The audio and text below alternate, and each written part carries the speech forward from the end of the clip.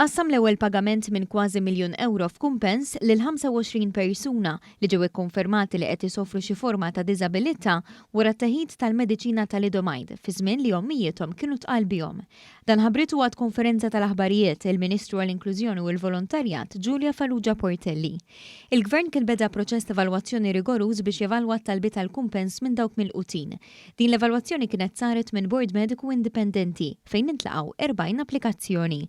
Minn dawn l-40 applikazzjoni riżulta li huma 25 li d-diżabilità tagħhom hija kawża tat-teħid tal-pillola tal-Idomide 20 ta' snin lura fi żmien.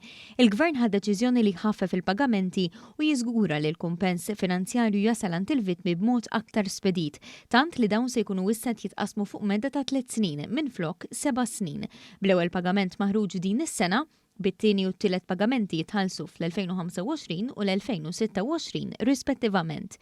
Din id-deċiżjoni turi l-impenn tal-Gvern li jagħmel ġustizzja mill-aktar fis mal-vittmi tat-Thalidomide. Dan il-kumpens ta' darba nħadem fuq formola li tieħu f'konsiderazzjoni fost oħrajn il-persentaġġ ta' diżabilità u l-età tal-persuna fil-preżent. Ġi spjegat kif l-inqas ammont li se jingħata huwa ta' €22,537 filwaqt li l-ogħla ammont huwa ta' €68,815.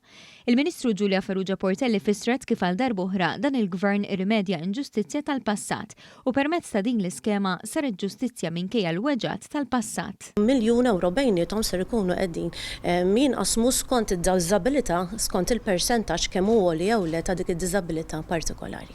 Lura fi snin 60 il-pillola ta' Thalidomide kienet normalment preskritta mit-tobba lil nisa tqal li kienu jibatu mill-morning sickness. Minkejja li fl-1961 din il-pillola kienet ġiet ipprojbita fuq livell internazzjonali, din baqgħet disponibbli f'Malta sal-1968. Din il-pillola kienet il-kaġun ta' numru ta' korrimenti waqt it-tqala, waqt li ġew ikkawżati deformitajiet fit-tfal li twildu. Preżenti fil-konferenza tal-aħbarijiet kien hemm is-Segretarju Permanenti fl-istess Ministeru Nancy Caruana u l-25 persuna li kwalifikaw għal kumpens li rċivew l-ewwel ħlas dovut lilhom.